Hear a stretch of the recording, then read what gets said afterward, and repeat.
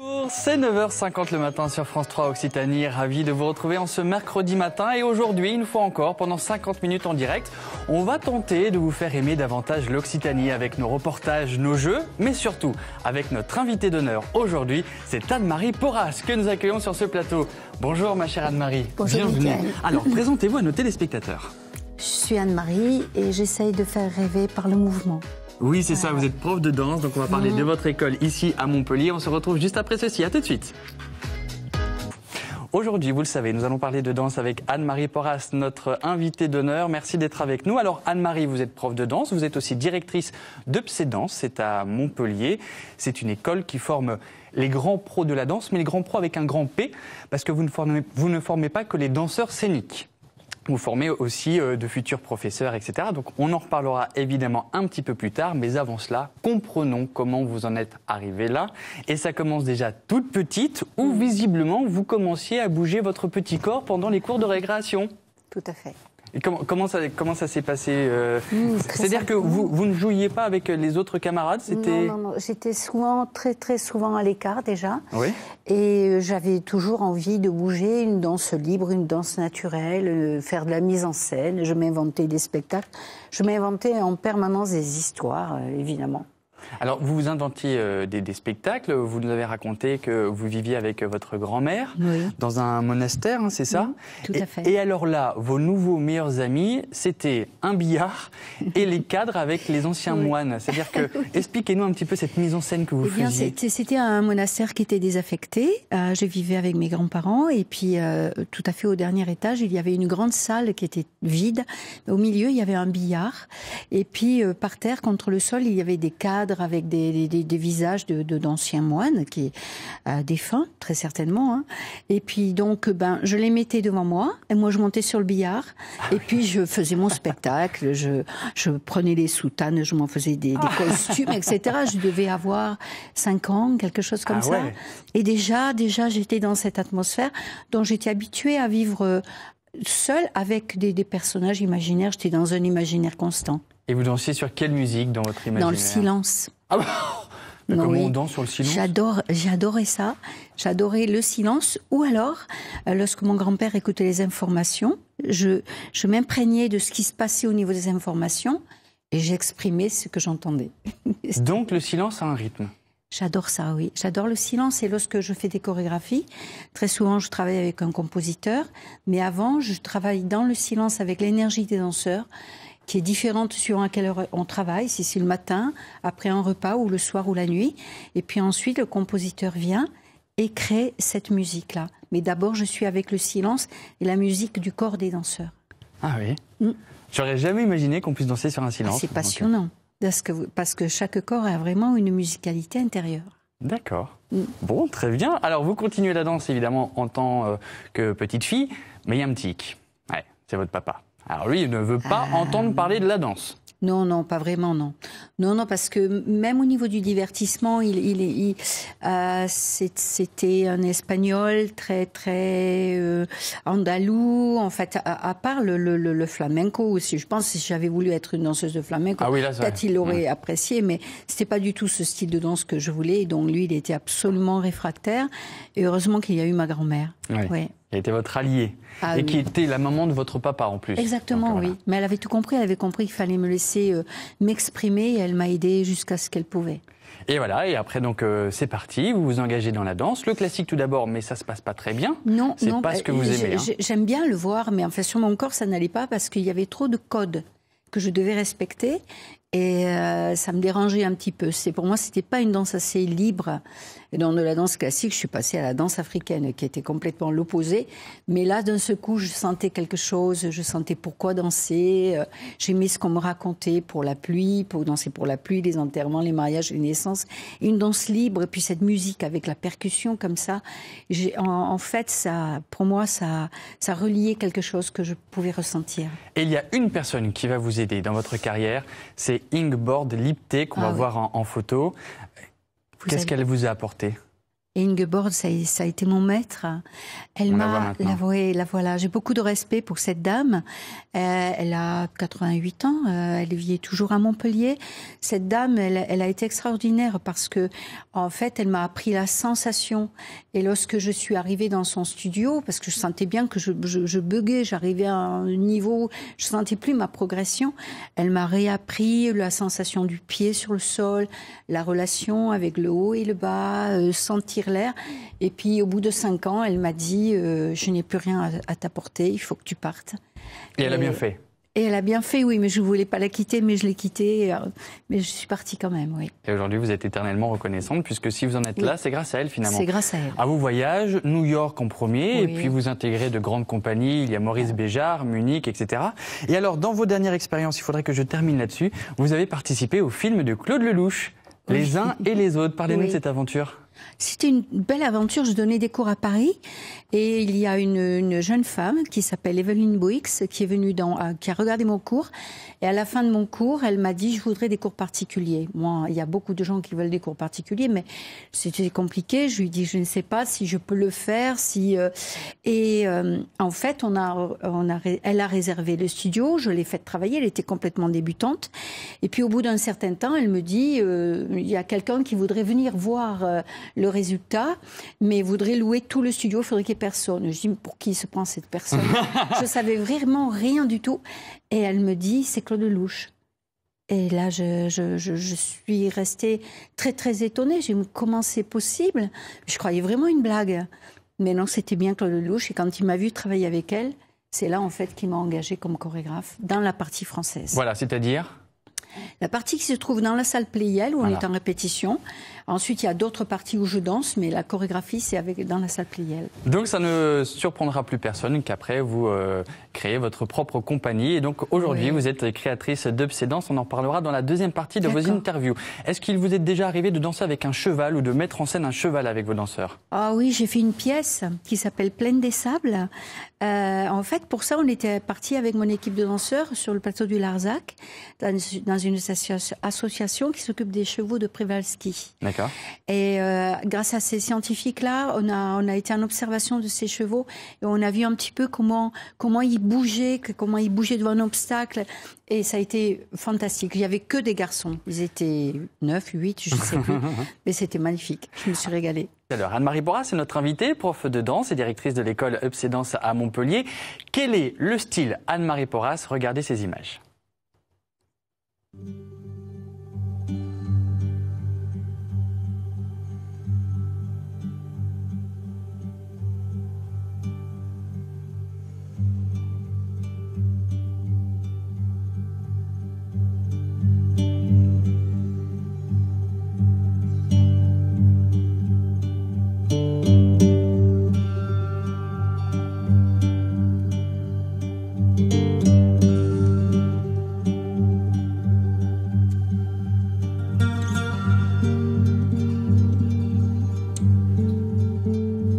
On va continuer à regarder ces images, mais on va essayer de comprendre votre travail. Anne-Marie, qu'est-ce qu'il est important pour vous dans une mise en scène de mettre en place? D'abord, j'ai besoin d'avoir le coup de cœur avec l'interprète avec qui je travaille. Les danseurs, je les appelle plutôt des interprètes parce qu'on travaille vraiment en fusion. Et j'ai une idée, je lui soumets l'idée, je montre les pas, il me montre sa façon d'interpréter et on fait un chemin ensemble. Dans mon style, en fait, c'est le style d'un partage avec l'interprète. Je pense que c'est un style qui est près du sol, qui est très plié, d'où le passé avec la danse africaine et qui est une danse assez rapide, avec le bas qui va très vite et puis le haut du corps qui est plus relié avec l'espace, en fait. Ah oui, donc vous n'imposez rien, en fait. Vos danseurs peuvent être une force de proposition. Non, j'aime partager. J'aime partager, j'aime beaucoup ça, j'aime beaucoup les interprètes et je recherche toujours des interprètes qui m'étonnent et qui sont peut-être même à l'opposé de ce que j'attends pour voir quel chemin on peut faire ensemble. Alors, puisqu'Anne-Marie, vous êtes dans le partage, vous avez donc créé cette école de danse professionnelle, Upsedance, c'est à Montpellier. Quels cours pouvons donc nous suivre dans votre établissement? Parce que je le disais tout à l'heure, vous ne formez pas que les danseurs scéniques. Bien sûr, c'est une priorité, mais pas que. Non, on peut suivre, il y a des cours de technique, de classique, jazz, contemporain, mais il y a surtout, à partir de tous ces échauffements, des ateliers de composition, improvisation, des cours de théâtre. On a un partenariat avec les cours Florent. Il y a beaucoup de chorégraphes invités. On a la chance d'avoir quelqu'un de la Batcheva, il y a un danseur de Akram Khan. Vraiment, j'essaye en tout cas d'apporter à tous ces futurs interprètes le maximum, une palette de nourriture pour qu'ils partent là, non pas clonés, mais qu'ils puissent s'inspirer de tout ça pour devenir des grands pros de la danse. On vous voit là, vous entraînez avec donc vos élèves. Alors, pour l'anecdote, en fait, votre établissement était l'un des premiers à fournir un diplôme professionnel. On a été les premiers à être habilités par le ministère de la Culture, on est très fiers. Bah oui, c'est sûr, c'est sûr. Oui. Alors, quel métier peut-on exercer en sortant de votre école? Alors, ils peuvent être professeurs de danse s'ils décident d'être professeurs de danse, ou ils sont danseurs, voilà. Donc après, c'est tout le parcours pour passer les auditions, être repérés par les chorégraphes. Et alors, de par votre expérience, on en a parlé tout à l'heure, vous proposez également des horaires aménagés pour les petits. On a une convention, un jumelage avec le lycée Jean Mermoz, et où il y a un internat, où il y a des lycéens qui font leurs études et qui viennent ensuite au studio parce qu'ils veulent être danseurs, hein, c'est évident. Donc comment ça se passe pour les horaires aménagés? Ça peut intéresser peut-être les enfants ou les parents qui nous regardent? Mais il y a une audition qui se passe au mois de mai avec le transfert des dossiers scolaires et il faut avoir un bon bulletin scolaire normalement. Et oui, parce qu'il faut bosser quand même. Hein. Oui, voilà. Oui, mais en fait on a vu vraiment des personnes qui à partir du moment où étaient intégrées dans le studio et arrivaient à se réaliser par la danse, avoir un meilleur bulletin scolaire. Donc c'est un petit peu toute notre discussion avec les conseils de classe. Hein. Et puis voilà, ça se passe comme ça.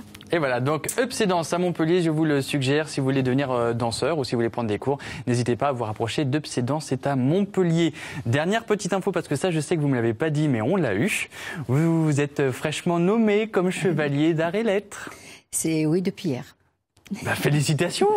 C'est génial. Merci. Vous allez accepter, vous allez... Oui, bien sûr, c'est un grand étonnement. Je m'y attendais pas du tout et je suis contente d'une reconnaissance d'un travail.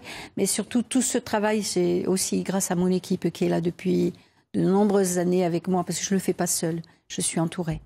Merci beaucoup Anne-Marie d'être avec nous. On parlera tout à l'heure de vos attaches à la région et bien sûr d'une autre actualité avec votre invité. À tout à l'heure Anne-Marie. Et on reste dans cette partie régionale de notre émission avec la troisième partie de l'interview d'Anne-Marie Porras qui est notre invitée d'honneur aujourd'hui. Je ne le répéterai jamais assez, vous êtes professeur de danse, vous êtes aussi directeur de cette école fabuleuse, cette école professionnelle qui forme les professionnels de la danse, c'est Up Danse à Montpellier. On va parler donc de votre partie régionale et de vos attaches donc à cette région qui est l'Occitanie, bien sûr. Et on commence par Saint-Guilhem-le-Désert? Oui, j'aime beaucoup ce lieu, cet endroit, me promener à travers les petites rues, comme ça. Chaque fois que j'y vais, j'ai l'impression de découvrir la route pour y aller, les commerçants. C'est vrai, j'aime y aller dans les moments creux, les moments où il n'y a pas trop de touristes, mais j'aime beaucoup, beaucoup cet endroit. C'est vraiment... C'est sublime, on a l'impression que c'est un endroit suspendu dans le temps. Oui, Carcassonne vraiment. Ensuite avec... Oui, bien sûr, Carcassonne, c'est plus grand, c'est plus majestueux. Mais c'est rempart. En fait, c'est surtout cette architecture bien comme sûr. Ça. Chaque fois, ça me pose question, je me dis, mon Dieu, mais quelle beauté, c'est majestueux, vraiment. Et on termine avec votre village, c'est Courthézon. Oui.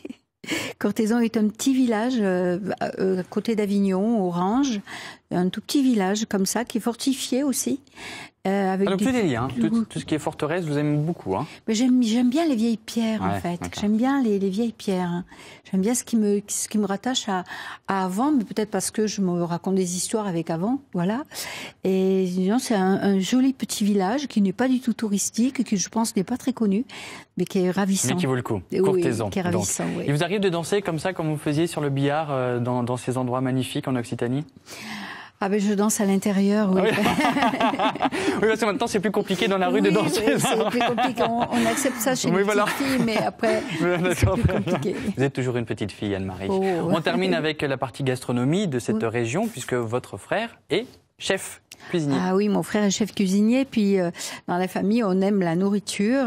C'est une famille très méridionale, avec des grandes tablées familiales. Et donc, mon frère, il a vraiment le don de faire une super cuisine méridionale avec tout ses légumes grillés, les moules farcis, comme assiette. Enfin, il cherche toujours à nous aiguiller les papilles. C'est fantastique. On donne au moins son nom. Il s'appelle Jean-Luc. Jean-Luc Porras. Jean-Luc Porras, je l'appelle Doudou. Bonjour Doudou. Bonjour Doudou. Il est temps d'accueillir votre invité Anne-Marie Porras et vous avez choisi Didier Fournials. Eh bien, accueillons-le maintenant, Didier Fournials. Bonjour Didier. Alors Didier Fournials, vous êtes directeur culturel de la communauté de communes du Grand Pic Saint-Loup. Oui. J'aimerais bien tout d'abord qu'on définisse un peu ce mot, communauté de communes. Ça veut dire quoi exactement ? Communauté de communes, c'est un ensemble pour nous en tout cas pour la communauté de communes du Grand Pic Saint-Loup, de 36 communes qui sont fédérées sur certaines thématiques dont la culture, le sport, le tri, l'eau, sont toutes les compétences et toutes les nouvelles structures qui sont en train d'arriver. Nous avons des métropoles, nous avons des agglomérations et nous avons des qu'on appelle donc. C'est assez grand. On fait 50 000 habitants et on représente 10% du département de l'Hérault. D'accord, très bien. Et vous, en tant que directeur culturel, bien entendu... Donc on anime ce territoire avec tout son maillage et toutes ses difficultés parce que c'est un maillage pour la communauté de communes. On est juste derrière le Pic Saint-Loup, donc on est déjà près de Montpellier, donc on a de l'urbanisation, mais on peut être très très loin puisqu'on va jusqu'aux frontières du Gard où là, des fois, on a la vraie ruralité. Et il faut mettre de la culture dans cet ensemble. Et alors, c'est vous, Didier, qui est allé chercher Anne-Marie Porras pour créer ces premières rencontres chorégraphiques qui s'appellent À pas de loup, qui auront lieu donc ce vendredi 20 octobre. Pourquoi avez-vous sollicité Anne-Marie ? Parce qu'Anne-Marie, elle a un truc que j'adore, elle aime les gens. Et je trouve que dans la culture, si vous aimez pas les gens, il faut faire autre chose. La culture, pour moi, c'est la première chose, c'est l'humain. Et c'est l'humain, c'est la curiosité, c'est l'intérêt, c'est d'autres regards. La culture, il faut que ça porte un message. Et elle porte un message qui est profondément humaniste. Le corps bouge, donc c'est sa pratique. Mais donc on peut pas passer. En plus, on a la chance, elle habite sur le territoire. Oui, c'était pas forcément le label, parce que j'aime pas cette chose qui dit il faut des artistes du coin, parce qu'on est toujours l'artiste de quelqu'un du coin et on est toujours l'étranger de quelqu'un aussi. Donc elle est surtout avec une profondeur réelle et j'aimais beaucoup pouvoir mettre le pied à l'étrier de ces jeunes. Alors justement, quel est le principe de À pas de loup ? À pas de loup, c'est tout azimut, hein. C'est des jeunes qui vont danser et on est très heureux de pouvoir leur mettre un prix. Donc il va y avoir 3 prix et le premier, il va déjà avoir dès vendredi soir à la fin du spectacle avoir un lourd challenge puisque on s'engage tout de suite à le prendre pour l'année prochaine pour qu'il nous monte un spectacle sur le Pic Saint-Loup. Donc tout de suite, le pied à l'étrier. Je trouve que les collectivités, justement, et la culture, on se doit de mettre le pied à l'étrier. Donc ce sont des jeunes de votre établissement ? Oui, c'est la compagnie junior, en fait, c'est la dernière année. Ils présentent tous un solo de 6 minutes. Et ce qu'il y a de très intéressant, c'est qu'en fait, il y a un jury de professionnels. Oui. Et il y a le public, et ça c'est fantastique parce que le public va noter à 50% avec le jury. Ça c'est génial. Donc ça peut vous intéresser, vous qui nous regardez. Donc vendredi soir, il faut absolument aller du côté de Saint-Gély-du-Fesque pour cette grande soirée à pas de loup, qui est une rencontre chorégraphique. Donc vous l'avez compris, ce sont les jeunes de l'établissement d'Anne-Marie qui vont passer devant un jury. C'est ce qu'on appelle à pas de loup, et vous vous engagez à financer le premier l'année prochaine, il va danser. Exactement. Voilà, donc c'est un très très beau projet.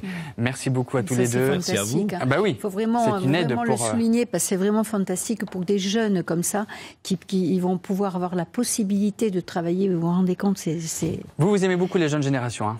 Ah, moi, je les aime parce que vraiment, c'est incroyable. Ils sont innovants. Ouais. C'est incroyable. Il y a plein de graines qui poussent en eux comme ça. Moi, je suis toujours scotchée. Bon, parfait. Merci beaucoup en tout cas d'être venu. Merci Didier d'être venu nous parler de À pas de loup. Et merci Anne-Marie. On rappelle que c'est EPC Danse pour suivre une formation professionnelle à Montpellier. Merci à tous les deux. Merci.